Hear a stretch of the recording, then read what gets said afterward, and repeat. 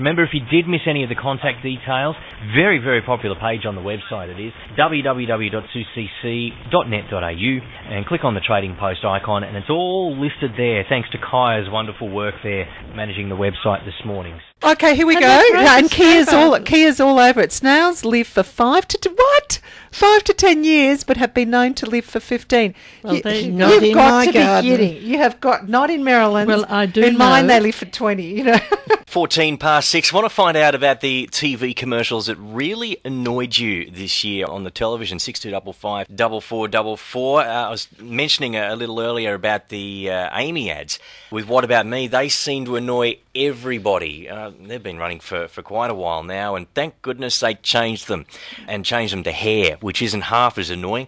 And one little fact, because as soon as I mentioned the Amy ad, my producer this morning, Kaya, her eyes lit up, and she couldn't wait to tell me when I flicked the microphone off. She said, Pete, I auditioned for that ad. You sent in an audition for it, did you, for the Amy ad? I didn't quite get one in, but I was going to send in an audition tape. Oh, okay. So Yeah. you're actually going through the process in your head, what you're going to do. Yep. Okay, and so you could have been one of the ones singing on that ad. I could have been one of the ones annoying you. Wow, it's a good thing that you didn't put in that audition, Kaya. That is wonderful. Thank you very much for saving us all. There's a class action lawsuit which is going to be filed against Vodafone, and we've got one of the lawyers who's putting together this class action against Vodafone. Sasha Ivanstov is on the phone. Morning, Sasha. Good morning.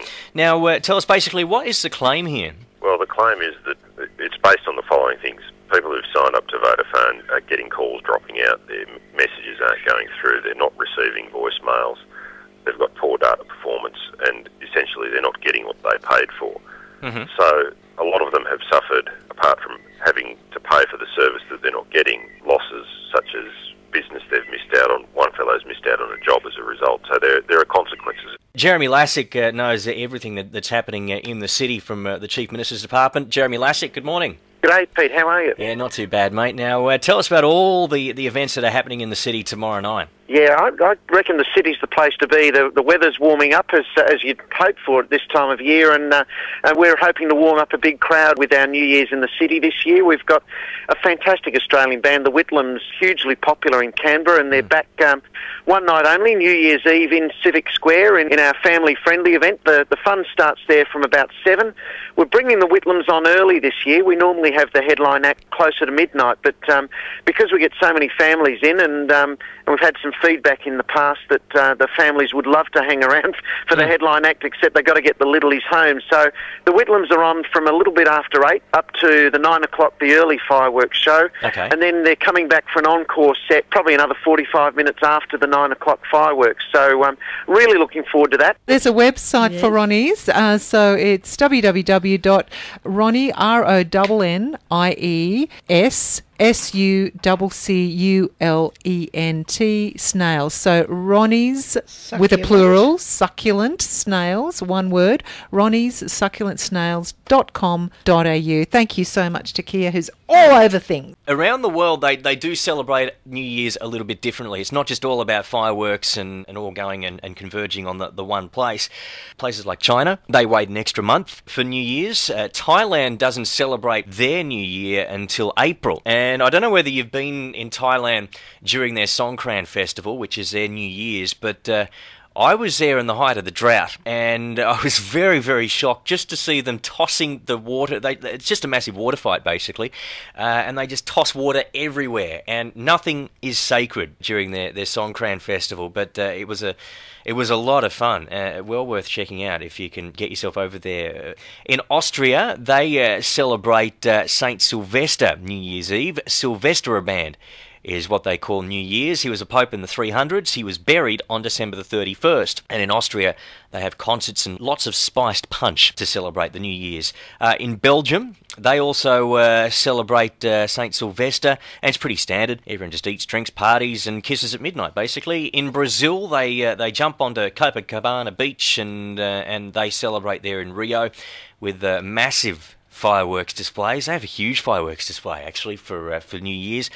They light candles and they wash them out to sea, and it's just one great big dance party. Alastair Coe has been a vocal opponent of the ACT government's planned introduction of point-to-point speed cameras, and he joins us on the phone right now. Happy New Year, Alastair. Thank you. Happy New Year. Now, tell us, you were quoted yesterday in the Canberra Times saying that the government needs to look at speed limits and look at the condition of the roads around the ACT.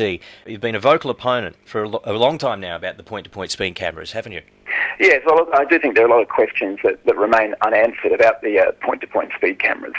Unfortunately, what we tend to see with regard to road safety is a lot of talk and not much action, and also a lot of talk with not much evidence actually backing up what's actually said. I want to talk about what privacy laws apply to publishing photos on the internet. And Lynn Nicholson is a lawyer from Redlick Lawyers, and she joins us on the phone right now. Morning, Lynn. Morning, Pete. Now, I want to chat to you about what privacy laws do apply. What privacy laws do apply to photos that are published on the internet?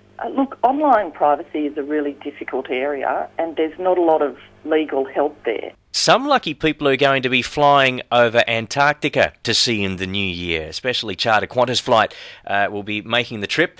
And the organiser of that flight, Baf Bortica, joins us on the phone right now. He's the flight manager. Morning, Baf. Right. Tell us about this flight which is happening this evening. Well, it's primarily an Antarctica sightseeing flight, and basically what we do is we pick up passengers from Sydney and move down to Melbourne and pick up some more passengers and fly over the Antarctic region. Michael Pickling is from the National Museum. G'day there, Michael.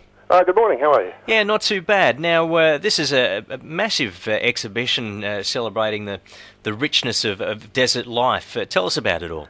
Yes, well, the exhibition, its Aboriginal title, of course, is Yuwara Kuju, is a story of the Canning Stock Route, but it's based around the Canning Stock Route. Mm-hmm. The Canning Stock Route is known to many people as sort of one of the great four-wheel drive adventures of Australia.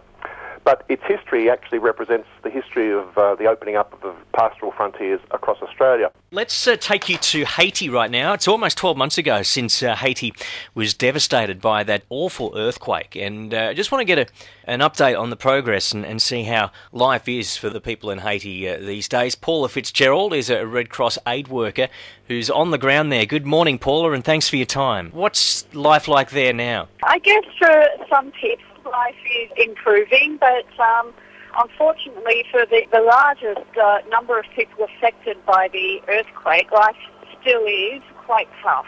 It's an incredibly complex environment.